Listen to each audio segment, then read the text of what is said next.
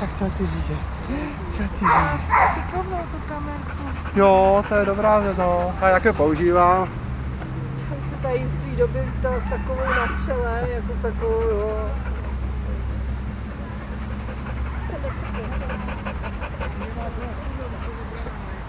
Taky si to natočíme. Viď?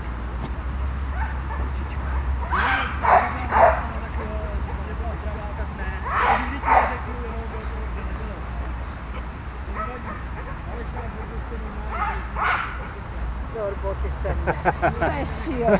Budu vracet úplně hlavu, no.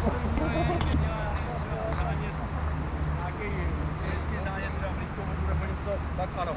No, ale pokud je pes zdravý, proč bych se mu stěl a proč bych mu ničil povahu a všechno. A teď ona má super No, povahu. ale z 90% se těm fenám ta povaha změní. Jo, že třeba budeš mít cholerickou steklou fenu, dáš si vykastrovat a je z ní debil, který na tebe bude koukat jako blbeček úplně. Ona je furt stejná. No tak máte kliku a taky jste jim ji nemuseli. Ale mohla taky mít potom rakovinu mléčných žláz, mohla mít Ale to je risk tak u všech čup, u všech plemen.